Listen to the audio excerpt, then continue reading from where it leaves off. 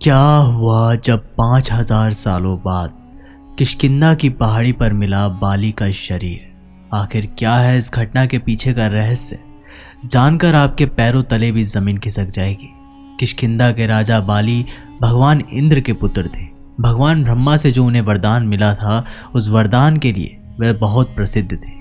बाली को यह वरदान मिला था कि वो जिसके भी साथ युद्ध करेगा, उसकी आदि शक्ति बाली में समाहित हो जाएगी।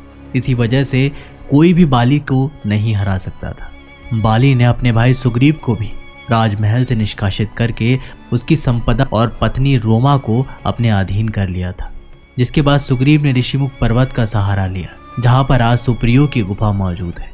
कहते हैं बाली को श्राप मिला था, अगर वो ऋषिमुख पर्वत पर कदम रखेगा तो उसके सर के 21,000 टुकड़े हो जाएंगे। इसलिए सुग्रीव ने ऋषिमुख पर्वत पर अपनी गुफा बनाई और यहीं पर उसकी मुलाकात प्रभु श्री राम के साथ हुई। जिसके बाद प्रभु श्री राम ने सुग्रीव की मदद करी और बाली को मौत के घाट उतार दिया।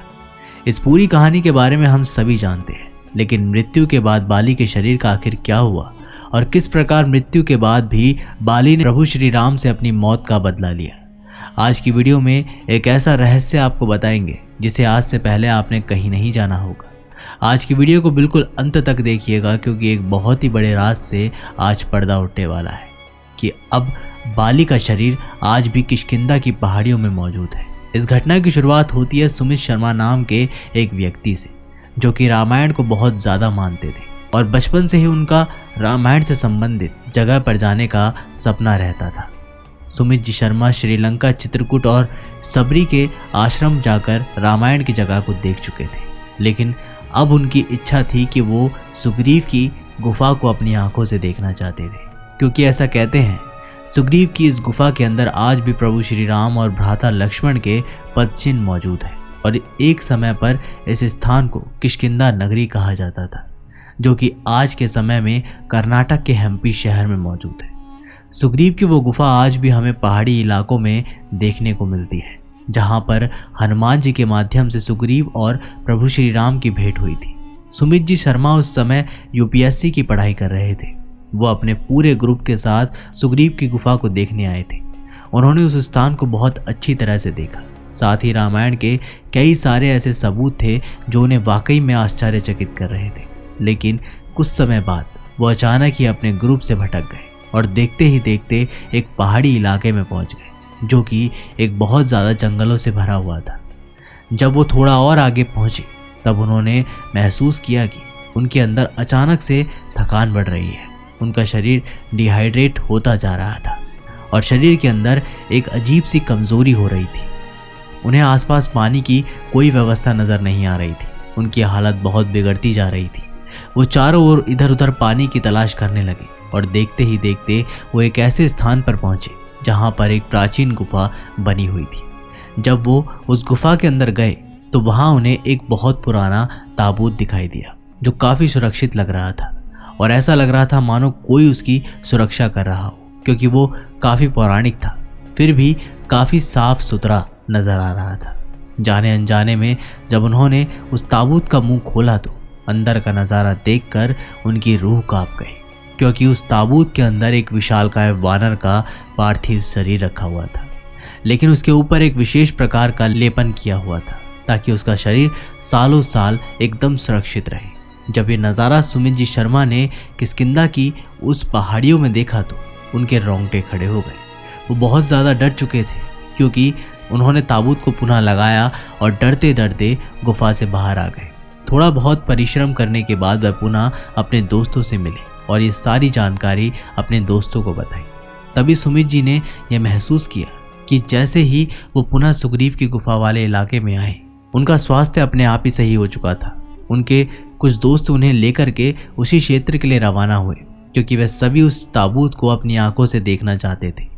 सुमित जी के साथ उनके दोस्त जब उस जंगल के क्षेत्र में पहुंचे, तब अचानक सभी की तबीयत बहुत ज़्यादा खराब होने लगी। सभी डिहाइड्रेशन का शिकार होने लगे और पानी इधर उधर ढूंढने लगे। जब पानी की कोई व्यवस्था नहीं हुई तो पुनः वह सुग्रीव की गुफा के इलाके में आ गए। अब सभी के मन में एक ही ख्याल आ रहा था कि आखिर उस क्षेत्र में जाने के बाद सभी की तबीयत खराब क्यों हो जाती है। आखिर किष्किंधा के उस जंगली इलाके में ऐसी कौन सी नेगेटिव एनर्जी है जो शरीर की सारी ऊर्जा को खींच लेती है। तभी वहां से एक दिव्य साधु महाराज गुजर रहे थे। जब उन्होंने सुमित और उनके दोस्तों की बातें सुनी तो वो भी हैरान रह गए, लेकिन वो इसके पीछे की सच्चाई बखूबी जानते थे। उन्होंने सुमित जी शर्मा व उनके दोस्तों को सच बताते हुए कहा कि उस क्षेत्र में जाना यानी अपनी मौत को बुलावा देना, क्योंकि जिस स्थान पर तुम पहुंचे हो वहां से कोई भी लौटकर नहीं आया है, क्योंकि उस गुफा के अंदर आज भी राजा बाली का शरीर रखा हुआ है, जिसकी सुरक्षा आज भी गोखुर वंश के लोग किया करते हैं।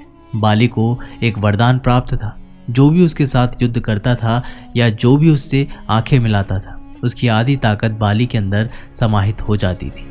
आज उस क्षेत्र पर भी बाली का असर देखने को मिलता है। जो भी इंसान किष्किंधा के उस पहाड़ी इलाके में अपने कदम रखता है, उसका स्वास्थ्य अपने आप ही बिगड़ने लगता है। उसे थकान महसूस होने लगती है और ऐसा लगता है मानो उसके शरीर की आधी ऊर्जा खत्म हो गई हो। ये सब वहाँ रखे हुए बाली के शरीर की ही कमाल है। ये सच्चाई जानकर सभी लोग बहुत ज़्यादा डर चुके थे, लेकिन सभी के मन में एक ही सवाल आ रहा था कि आखिर प्रभु श्री राम ने बाली का वध कर दिया था, तो आखिर आज भी बाली का शरीर उस गुफा में कैसे मौजूद है। तब उन साधु महाराज ने वो सच्चाई बताई जिसे सुनकर आपके पैरों तले भी जमीन खिसक जाएगी। आगे वीडियो को बिल्कुल अंत तक देखते रहिएगा, क्योंकि आज वो सच हम आपको बताने वाले हैं जो ना तो किसी रामायण सीरियल में आपको सुनने को मिला है और ना ही अन्य किंवदंतियों में। दोस्तों, सच्चाई ये है, रामायण काल में 2 राक्षस हुआ करते थे जिनका नाम था दुदुम्बी और मायावी। ये दोनों ही राक्षस दानवमय और हेमा के पुत्र थे। रावण की पत्नी मंदोदरी के भाई थे दुदुम्बी, जो मायावी का छोटा भाई था। उसे अपने बल का इतना घमंड था कि वो समुद्र को भी युद्ध की चुनौती दे बैठा। तब समुद्र ने कहा कि मैं अपनी मर्यादा नहीं लांघ सकता, इसलिए तुम पर्वत से जाकर युद्ध की रचना करो। तब दुदुम्बी ने हिमालय को युद्ध के लिए चुनौती दे डाली। हिमालय को क्रोध तो बड़ा आया, लेकिन उसने भी अपने आप को लड़ने से रोक दिया और कहा कि तुम बाली के पास जाकर युद्ध करो। तब दुदुम्बी बाली के पास आया और उसे युद्ध के लिए ललकारा। दुदुम्बी के शरीर में 1000 हाथियों का बल था, इसलिए वो खुद को अजय मानता था, किंतु उसे बाली की शक्ति का अंदाजा नहीं था। बाली किसी की भी चुनौती अस्वीकार नहीं कर सकता था, इसलिए वो दुदुम्बी से लड़ने आया और दुदुम्बी ने एक महिष का रूप लेकर बाली के ऊपर आक्रमण किया, लेकिन बाली ने शीघ्र ही उसका वध कर दिया, क्योंकि दुदुम्बी की आधी शक्ति बाली में समाहित हो चुकी थी और उसके शरीर को अपनी शक्ति लगाकर इतना दूर फेंका कि वो एक योजन दूर ऋषिमुख पर्वत पर जाकर गिरा। उसके शव से जो रक्त निकला वह मतंग मुनि के आश्रम में जा गिरा और क्रोधित होकर उन्होंने बाली को श्राप दिया कि अगर ऋषिमुख पर्वत पर वो कदम रखेगा तो उसकी मृत्यु हो जाएगी। जब मायावी राक्षस ने अपने छोटे भाई की मृत्यु का समाचार पाया तो वो बाली से लड़ने पहुंचा, जिसके बाद दोनों ही युद्ध करने के लिए एक गुफा में चले गए। गुफा में प्रवेश करने से पहले बाली ने सुग्रीव को यह निर्देश दिया वो एक निश्चित समय तक गुफा के बाहर ही प्रतीक्षा करे और अगर 15वें दिन तक भी वह बाहर नहीं आया तो मुझे मृत मानकर राज सिंहासन हासिल करे। जिसके बाद सुग्रीव ने 1 महीने तक गुफा के बाहर इंतजार किया, लेकिन बाहर बाली नहीं आया। गुफा से जब खून को बाहर निकलता सुग्रीव ने देखा तो उसे लगा कि बाली का वध हो चुका था। उसने गुफा के द्वार को बड़े पत्थर से ढक दिया और पुनः किष्किंधा आकर राज सिंहासन पर बैठ गया। लेकिन उस युद्ध का परिणाम कुछ ऐसा निकला कि बाली ने मायावी को हरा दिया था। जब बाली पुनः अपने राज्य में लौटा तो उसने सुग्रीव को राज सिंहासन पर देखा। तब उसे बहुत क्रोध आया और उसने सुग्रीव को राज्य से निकाल दिया, उसकी पत्नी को अपना गुलाम बना लिया। जिसके बाद सुग्रीव ऋषिमुख पर्वत पर रहने लगा, क्योंकि बाली को श्राप था कि अगर उसने ऋषिमुख पर्वत पर कदम रखा तो उसकी मृत्यु हो जाएगी। जिसके बाद प्रभु श्री राम ने सुग्रीव की सहायता करने के लिए बाली का वध कर दिया और बाली का पुत्र अंगद प्रभु श्री राम की सेना में शामिल हो गया। बाली की पत्नी तारा सदैव सदैव के लिए ब्रह्मचारिणी हो गई, लेकिन सवाल ये उठ रहा था कि आखिर बाली के शरीर का क्या हुआ। उस समय गोखुर वंश के लोग भी वही मौजूद थे। ऐसा कहते हैं कि उस समय दुदुम्बी और मायावी राक्षसों ने उन लोगों को बहुत ज़्यादा परेशान करके रखा था, लेकिन जब बाली ने उन दोनों का वध कर दिया तो गोखुर वंश के लोग बाली को ही अपना राजा मानने लगे और बाली की मृत्यु के बाद वो उसके शरीर को अपने साथ ले गए और एक विशेष प्रकार का लेपन लगाकर उन्हें एक ताबूत के अंदर बाली के शरीर को रख दिया। उन्हें ये विश्वास था उनके राजा बाली अगर उनके साथ रहेंगे तो उन्हें जीवन काल में किसी विपत्ति का सामना नहीं करना पड़ेगा।